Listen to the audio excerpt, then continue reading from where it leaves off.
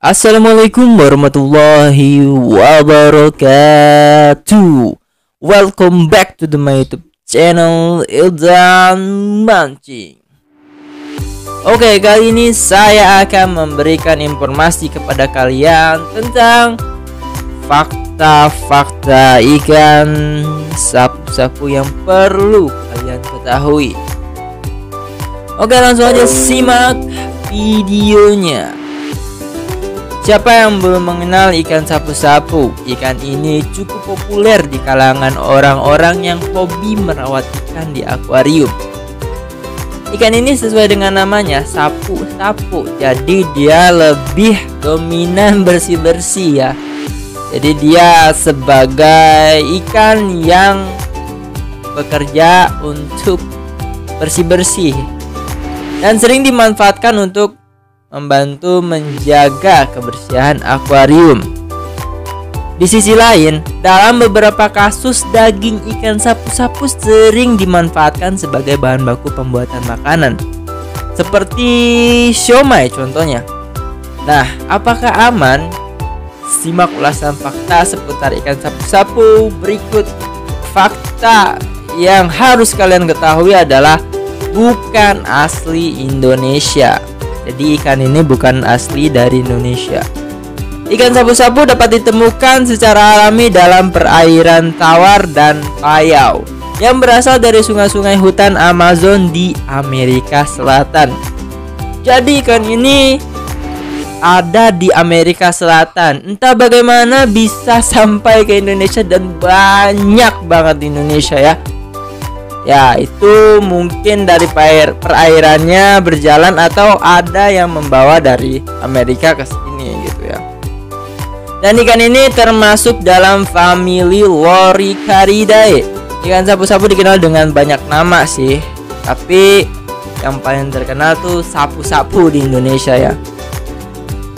Dalam pasar global, ikan sapu-sapu dikenal sebagai Plecostomus yang berarti mulut teripat atau sering disingkat sebagai plecos dan plex ya. Dan ada yang berikutnya faktanya, yaitu pemakan segala. Ikan sapu-sapu adalah hewan omnivora opportunistik yang dapat memakan alga, tanaman, invertebrate, dan ikan-ikan kecil. Dalam bahasa Inggris, ikan ini disebut sebagai janitor fish karena kemampuan mereka dalam membersihkan akuarium dari ganggang dan kotoran yang menempel di dinding tang. Mulutnya berada di bawah kepala, berbentuk seperti cangkir hisap ya, sehingga memudahkan ikan sapu-sapu untuk menghisap dan memakan alga atau ganggang yang menempel di permukaan halus dan kasar. Fakta berikutnya adalah sangat mudah beradaptasi. Ya, ikan sapu-sapu dianggap sebagai hewan yang sangat mudah beradaptasi. Mereka dapat beradaptasi di air tawar maupun payau. Tapi kebanyakan ikan sapu-sapu yang hidup di sungai ya.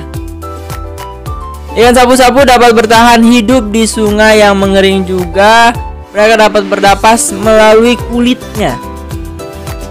Makanya ada beberapa pemancing ikan yang mendapatkan ikan sapu-sapu ini kemudian dilemparkan ke daratan ya, tapi dia tetap hidup ketika sudah 1 jam atau 2 jam masuk air lagi.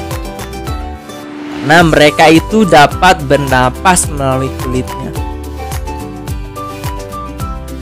Ikan sapu-sapu dapat hidup hingga 30 jam di luar air. Nah, kan berarti benar ya. Ketika dilemparkan keluar 30 jam berarti hampir 1 hari lebih. Jadi tapi tergantung mereka menyimpan oksigen yang cukup di perut ya. Jadi kalau misalnya oksigen yang di perutnya banyak gitu kan, jadi mereka bisa di luar air tuh sampai berpuluhan jam. Kemudian fakta ketiga ada termasuk ikan invasif ya, ikan invasif. Belum banyak yang mengetahui bahwa ikan sapu-sapu tergolong dalam ikan invasif. Nelayan dan penggiat alam Florida sudah mengetahui selama bertahun-tahun bahwa banyak perairan lokal yang dipenuhi dengan plesos invasif. Plesos invasif tersebut bersaing dengan spesies asli, mengikis garis pantai dengan lubang sarang mereka, dan bahkan mengganggu manatee yang terancam punah dengan menyerbu punggung manatee yang secara alami tertutup lumut. Dalam sebuah studi yang diterbitkan pada tahun 2013 dalam Proceeding Royal Society B, perilaku invasif dengan populasi yang melimpah dapat mengubah struktur dan fungsi ekosistem. Nah, fakta terakhir adalah apakah ikan sapu-sapu layak dikonsumsi?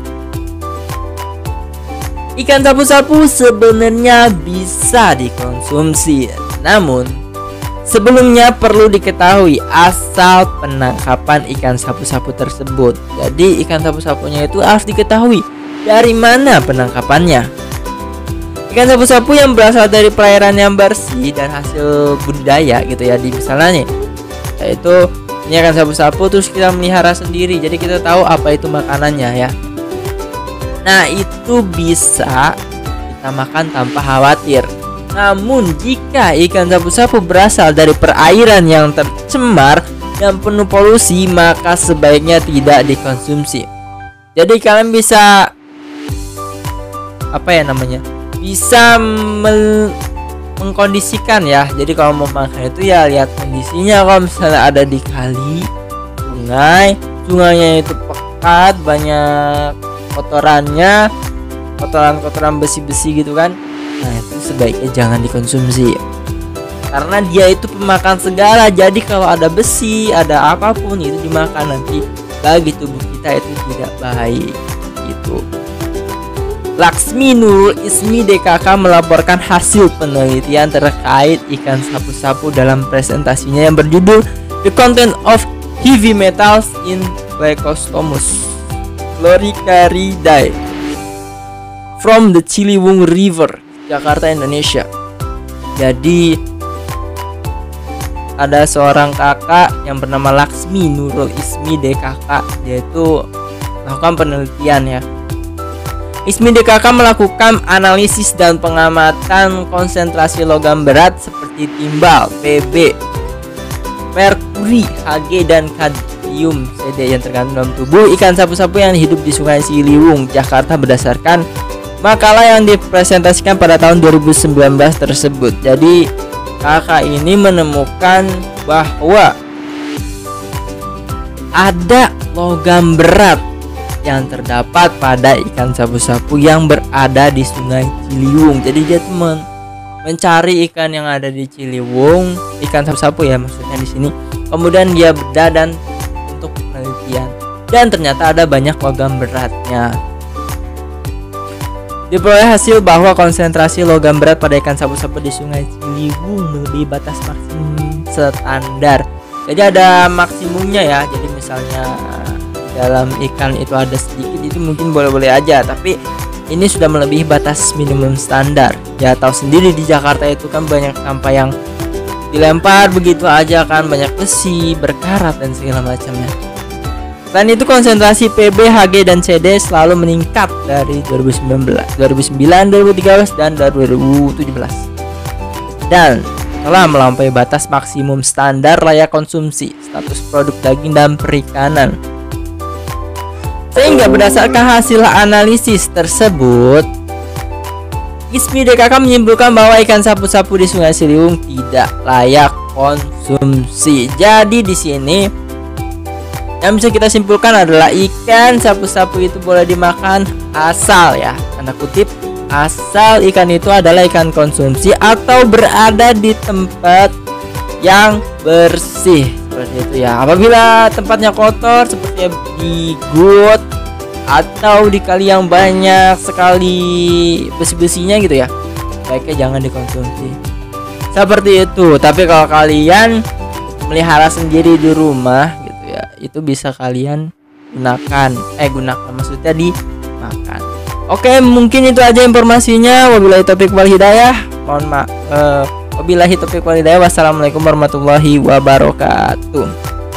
Saya mohon maaf apabila ada salah-salah kata, dan terima kasih telah menonton. Jangan lupa subscribe channel ini agar kalian mendapatkan informasi terbaru seputar perikanan, perlautan, dan lain-lainnya ya, tentunya agar menambah wawasan keilmuan kalian. Oke, assalamualaikum warahmatullahi wabarakatuh.